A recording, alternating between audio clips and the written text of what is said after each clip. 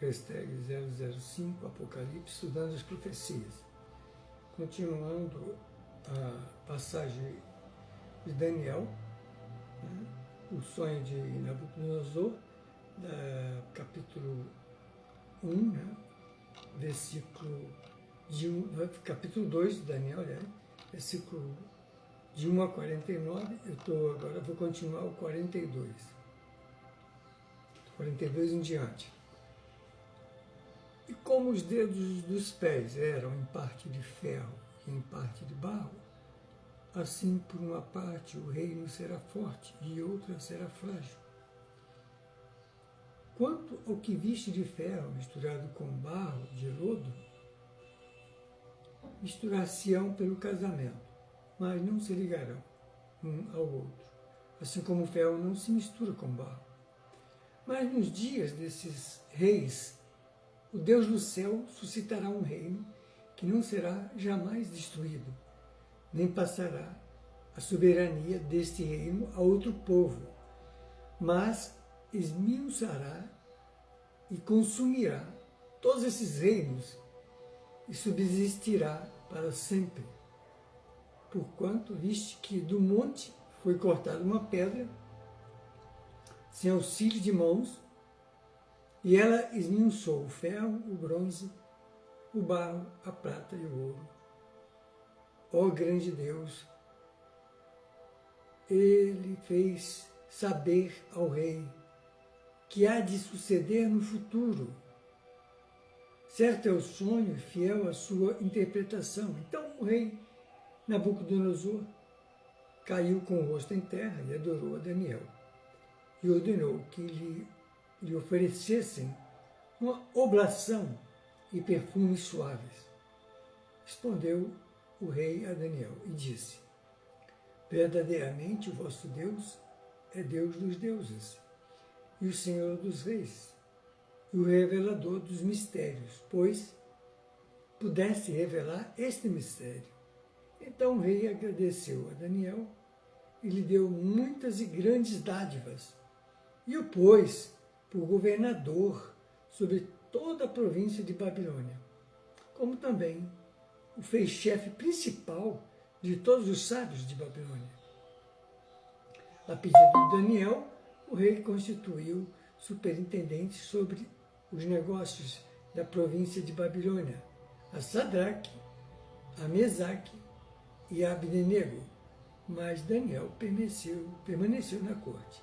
Bom, então, nós vamos ver no decorrer do nosso estudo que o sonho de Nabucodonosor, a estátua do sonho, tem tudo a ver com desenrolar também no Apocalipse.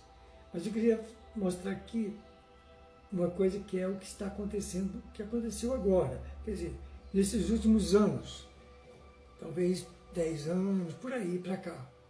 É o seguinte: e como os dedos dos pés eram em parte de ferro e em parte de barro, assim como uma parte o reino será forte e outra será frágil, quanto o que viste de ferro misturado com barro de lodo, misturar-se-ão pelo casamento, mas não se ligarão. Isso aí é o que aconteceu nesses últimos 10, 15 anos com a Europa.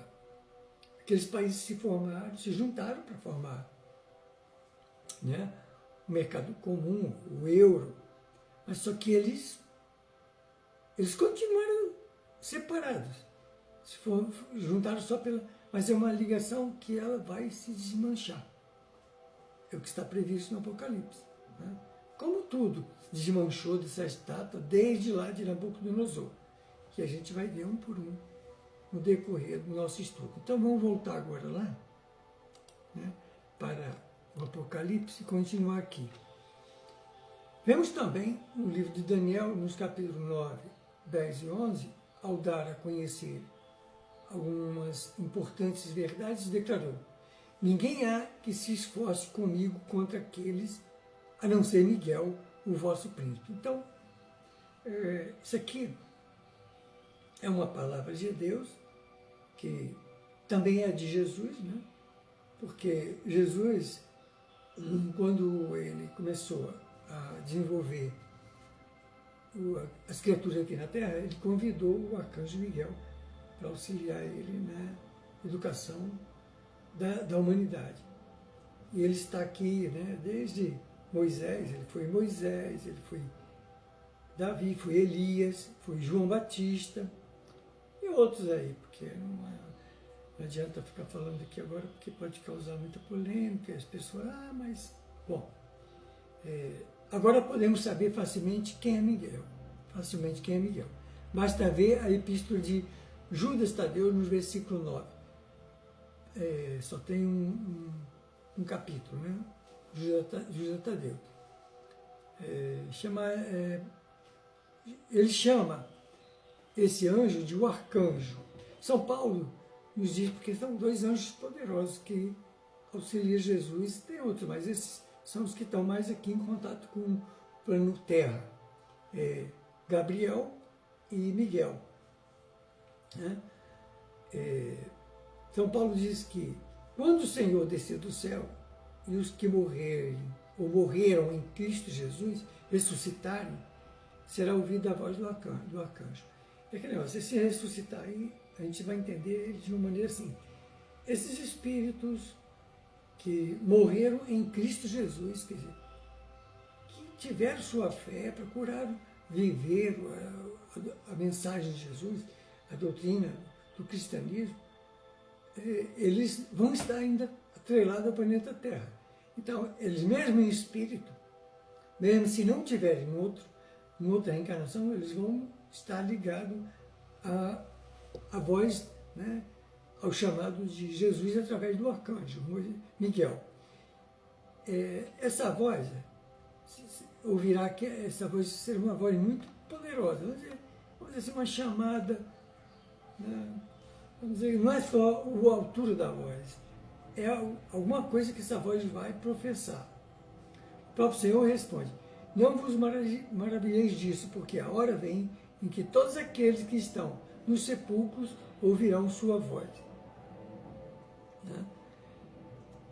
Está no Evangelho de Jesus, em João capítulo 5, versículo 28, sendo que o versículo anterior mostra que aquele a quem se refere, cuja voz será ouvida, é o Filho do Homem, isto é, Deus feito homem, Jesus, o Cristo. Só que Jesus usa os seus anjos para dar um recado, né? E portanto, a voz do Cristo que chamará os mortos na sepultura.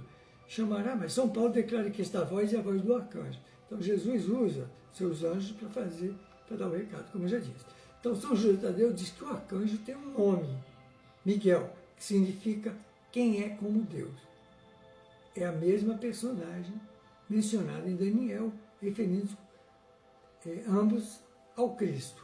Portanto, o que em Daniel se lê que as verdades que deviam ser reveladas a estes profetas foram confiadas ao Cristo, quer dizer, Deus confiou ao Cristo, reservado exclusivamente a ele, e ao anjo cujo nome era Gabriel. Já no Apocalipse, Gabriel é quem transmite a João Evangelista essa mensagem. Né? Então, idêntica à missão de comunicar a verdade ao profeta João Evangelista, é a missão do Cristo no Apocalipse. Então, é aquele negócio. Deus dá o Apocalipse a Jesus. Jesus vai, chama seu anjo mensageiro e manda que ele revele a João Evangelista. E aqui a gente encerra a hashtag 05. Vamos continuar.